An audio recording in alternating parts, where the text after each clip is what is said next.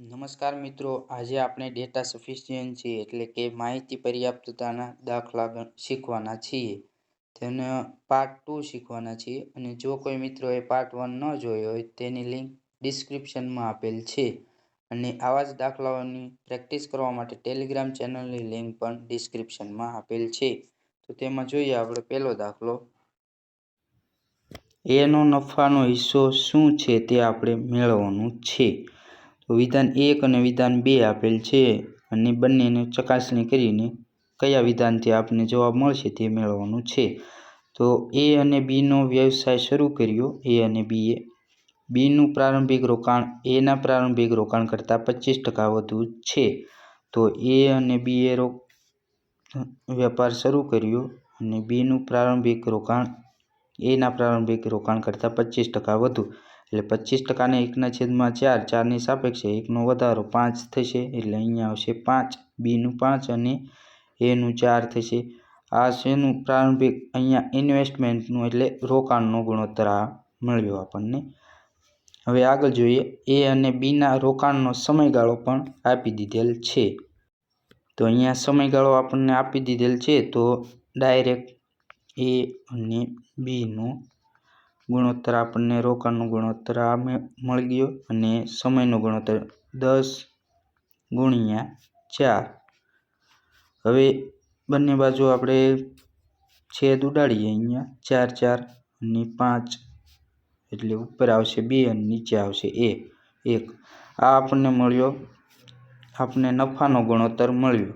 પરંતુ અહીંયા શું કીધું છે, એનો નફાનો હિસ્સો એટલે ભાગ કેટલા રૂપિયા મળશે એને તે મેળવવાનું કીધું છે. અહીંયા આપણને ડાયરેક્ટ ગુણોત્તર મળ્યો છે. કુલ નફો આપેલ છે નહીં, તો આપણે માત્ર 1થી આપણે મેળવી શકીએ નહીં જવાબ.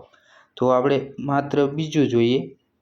એ અને બીનો પ્રારંભિક રોકાણો વચ્ચેનો તફાવત. ડાયરેક્ટ આપણને રોકાણ વચ્ચેનો તફાવત આપેલ છે. તો રોકાણ વચ્ચેનો તફાવતમાં તો એક્સ અને વાયનો તફાવત આપણે 2000 આપેલ છે. અને એ અને બીના રોકાણનો સમયગાળો 5/2. એટલે એ અને બીના રોકાણનો સમયગાળો 5/2 છે. અને આ બંને વચ્ચેનો તફાવત આપણે રોકાણનો તફાવત એક્સ અને વાય બંનેનો 2000 આપેલ છે. પરંતુ અહીંયા આપણને ટોટલ નફો નથી 1માં આપેલ કે નથી 2માં આપેલ. તો બંનેને આપણે ભેગા કરીએ તો પણ જવાબ મળી શકે નહીં. માત્ર એક વિધાનથી તો નથી જ મળવાનું, માત્ર 2 વિધાનથી પણ નથી મળવાનું. પરંતુ બંનેને આપણે ભેગા કરીશું તો પણ મળશે નહીં, કારણ કે એક પણમાં આપણને કુલ નફો આપેલ નથી. કુલ નફો મેળવવાનું કીધું છે, તો કુલ નફો આપેલ નથી. તો અહીંયા જવાબ આપણો આવશે 1 અને 2 બંને ભેગા કરવાથી પણ જવાબ મળશે નહીં. એ વાસણમાં દૂધનું પ્રમાણ કેટલું છે તે મેળવવાનું છે. તો વિધાન 1 ચેક કરીએ. વાસણ એમાં દૂધ અને પાણીનું મિશ્રણ. એમાં દૂધ અને પાણી, મિલ્ક, વોટર કેટલું 3/2 આપેલ છે. તેવી જ રીતે વાસણ બીમાં દૂધ અને પાણીનો કુલ જથ્થો આપણે ડાયરેક્ટ જથ્થો આપી દીધી છે. બીમાં 90 લીટર. હવે માત્ર 1થી તો અહીંયા કંઈ આપણે મેળવી શકતા નથી, કારણ કે નથી એનું ટોટલ નથી આપેલ, બીનું ટોટલ આપેલ છે, તો તેનો ગુણોત્તર નથી આપેલ. તો આપણે વિધાન 2 ચેક કરીએ. વિધાન 2 ચેકમાં વેસલ બીમાં 5/4ના પ્રમાણમાં દૂધ અને પાણી છે. તો બીમાં અહીંયા આપણને ગુણોત્તર આપેલ છે મિલ્ક એન્ડ વોટર 5/4. હવે જો એ અને બીની મિશ્રણને એકસાથે મિશ્રિત કરવામાં આવે તો અંતિમ દ્રાવણમાં દૂધ અને પાણીનો ગુણોત્તર 4/3 બને છે. તો એ અને બી, તો અહીંયા માત્ર આપણે વિધાન 2માં માત્ર બી જ આપેલ છે. તો બંને વિધાન 1માં એ આપેલ છે અને વિધાન 2માં બી આપેલ છે. એટલે બંનેનો આપણે ભેગા કરીએ વિધાન 1 અને વિધાન 2ને, તો કંઈક જવાબ મળવો હોય તો મળી શકે. તો બંનેને ભેગા કરતાં આપણે અહીંયા બીનું કેટલું આપેલ છે ટોટલ, વિધાન 1માં 90 આપેલ છે અને વિધાન 2માં તેનો ગુણોત્તર આપેલ છે. એટલે આપણે ડાયરેક્ટ તેને 90માં વિભાજિત કરી દઈએ તો મિલ્ક કેટલું થશે 50 અને વોટર આવશે 40, કારણ કે અહીંયા 90 આ બંને ભેગા કર્યા છે વિધાન, એટલે આપણે બંનેની કિંમતો લઈ શકીએ. એટલે 50 ને 90.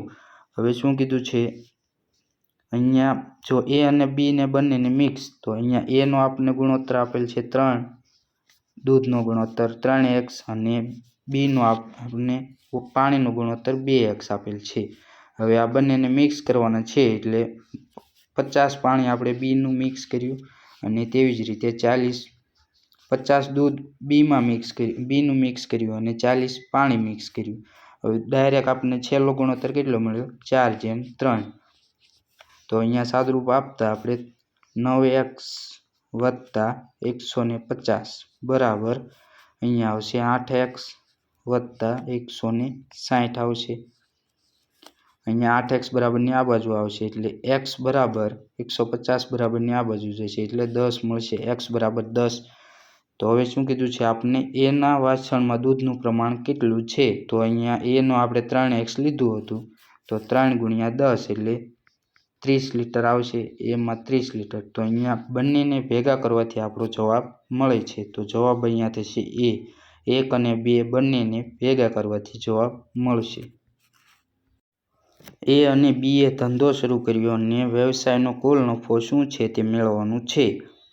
તો માત્ર વિધાન 1 આપણે જોઈએ. એ થી બીના રોકાણનો ગુણોત્તર આપણને આપેલ છે. એ થી બી રોકાણનો ગુણોત્તર 3:2 આપેલ છે, એટલે અહીંયા આવશે 3:2. હવે તેમના સમયનો ગુણોત્તર પણ આપેલ છે એ અને બી, એટલે 4:5 છેદ ઉડાડીએ અહીંયા. 2 દુ 4, એટલે ઉપર આવશે 6, નીચે આવશે 5. વિધાન 1 થી તો માત્ર અહીંયા આપણને નફાનો ગુણોત્તર મળ્યો. હવે વિધાન 2 ચેક કરીએ. 1 અને 2 એ અને બીના નફાના શેર વચ્ચેનો તફાવત. તો અહીંયા વિધાન 2માં માત્ર તફાવત આપેલ છે, અને વિધાન 1માં આપણને બંનેનો ગુણોત્તર મળ્યો છે, નફાનો ગુણોત્તર મળ્યો. તો અહીંયા તફાવત આપણને કેટલો આપેલ છે? 1200 આપેલ છે. તો 1 બરાબર અહીંયા બંનેનો તફાવત 1 મળશે, એટલે 1 બરાબર 1200 થશે. તો હવે શું કીધું છે આપણે? ટોટલ નફો કીધું છે મેળવવાનું. તો ટોટલ નફો અહીંયા બંનેનો સરવાળો થશે ગુણ્યા 11, એટલે 11 × 1 બરાબર 1200. તો 11 બરાબર 11 × 1200, એટલે 11 × 1200 કરીએ, એટલે 12 × 11, 0, 2, 1, 2 × 2, 1, અહીંયા આવશે 2, 3 અને 132 અને 00 પાછળ લગાડી દઈએ, એટલે વ્યવસાયનો કુલ નફો આપણને 13,200 મળશે. તો અહીંયા આપણે તે પરથી કહી શકીએ કે વિધાન 1 થી ન મળી શકે, 2 થી પણ ન મળી શકે, પરંતુ વિધાન 1 અને વિધાન 2 બંનેનો સરવાળો આપણે બંને ભેગા કરીએ એટલે જવાબ આપણને મળી જાય છે. એની હાલની ઉંમર કેટલી છે તે મેળવવાનું છે. તો વિધાન 1 જોઈએ. 6 વર્ષ પછી એ થી બીની ઉંમરનો ગુણોત્તર આપણને 15:3 આપેલ છે. તો 6 વર્ષ પછી એ થી બીનો ગુણોત્તર 15:13 આપેલ છે. આ વિધાન 1 થી તો કંઈ આપણને મેળવી શકાતું નથી. વિધાન 2 ચેક કરીએ. 4 વર્ષ પહેલા એની ઉંમર 4 વર્ષ પહેલા બીની ઉંમર કરતાં 25% વધુ છે. તો બંનેમાં 4 વર્ષ પહેલા આપેલ છે, એટલે 4 વર્ષ પહેલા એની ઉંમર બીની ઉંમર કરતાં 25% વધુ, એટલે 25% ને 1/4 લખી શકાય. એટલે 4ની સાપેક્ષે 1નો વધારો. બીમાં કેટલું? 4 આવશે, અને એનો 5 થશે ગુણોત્તર. વિધાન 2માં તો અહીંયા આપણને 5:4નો ગુણોત્તર, બંનેમાં ગુણોત્તર જ મળ્યા છે. તો 6 વર્ષ પછી અને 4 વર્ષ પહેલાં, એટલે 4 વર્ષ પહેલાં કીધું છે, એટલે 4 વર્ષ પહેલાં અહીંયા ગુણોત્તર 5:4 કરી. હવે બંનેને ભેગા કરીએ અહીંયા વિધાન 1 અને વિધાન 2ને. તો 4 વર્ષ પહેલાં 5:4 હતો, એટલે ઓછા 4 વર્ષને આપણે વર્તમાનમાં લાવીએ એટલે અહીંયા +4 કરવા પડે. તેવી જ રીતે 6 વર્ષ પછી આપેલ છે, એટલે 6 વર્ષ પછી એટલે અહીંયા +6, એટલે આ બંનેનો સરવાળો 10 વર્ષ પછી આપણને કેટલો ગુણોત્તર મળે? બંનેમાં 10 વર્ષ પછી ગુણોત્તર આપણને 15:13 મળ્યો. તો અહીંયા આપણે 15:13 કરી દીધા. હવે આપણે દાખલો આગળ અહીંયા ચોકડી ગુણાકાર કરીએ એટલે 13 × 5 = 65, અહીંયા આવશે 15 ચોક 60। હવે બંને ઉપર 10 સમાન છે એટલે બંનેનો તફાવત ડાયરેક્ટ લઈ શકીએ 2 × 10। હવે અહીંયા 5 રેશિયો બરાબર આપણને કેટલા મળશે? 20 મળશે। 1 રેશિયો બરાબર 4। હવે શું કીધું છે?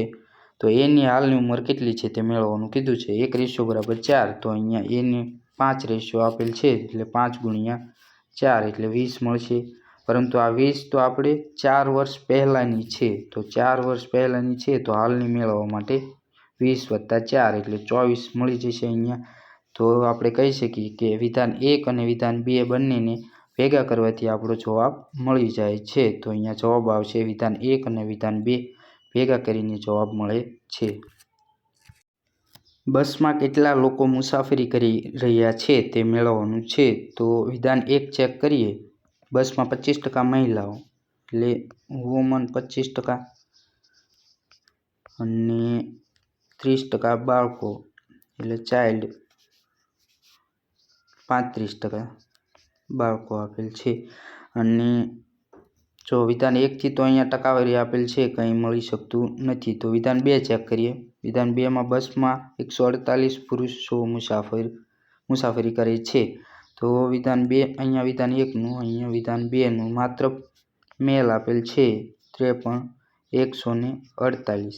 તો હવે આ ઉપર આપણને વુમન અને ચાઇલ્ડ એટલે મહિલા અને બાળકો આપેલ છે અને નીચે આપણે પુરુષો આપેલ છે। તો ત્રણેય આપણે 100% લઈએ તો મહિલા અને બાળકોનો તો સરવાળો અહીંયા 60% થશે એટલે 60% બાદ કરીએ એટલે 40% એ પુરુષ બરાબર થશે। તો 40% બરાબર 148 લખી શકીએ। અહીંયા ટકાવારી છે એટલે નીચે 100 એટલે 148 × 100/40 આવશે। 0 0 કેન્સલ થશે, 4 વડે ભાગાવીએ એટલે 4 તેરી 12, 2 નીચે આવશે 7 4 × 7 = 28 એટલે 370 અહીંયા આવશે। તો આપણને શું કીધું છે? બસમાં કેટલા લોકો મુસાફરી કરી રહ્યા છે? તો 370 આપણને જવાબ મળી ગયો। તો જવાબ આપણે વિધાન 1 અને વિધાન 2 બંનેને ભેગા કરવાથી જવાબ આપણો મળ્યો છે। તો અહીંયા જવાબ આવશે એ, વિધાન 1 અને વિધાન 2 બંને ભેગા કરતા જવાબ મળે છે। હું આશા રાખું છું કે તમને આ દાખલાઓ સમજાઈ ગયા છે। જો દાખલા ન સમજાણા હોય તો ફરી એકવાર વિડીયો જોઈ લેજો અને લાઇક શેર કરી દેજો। અને જો કોઈ મિત્રો નવા હોય તો પણ ચેનલ સબસ્ક્રાઈબ કરી દેજો।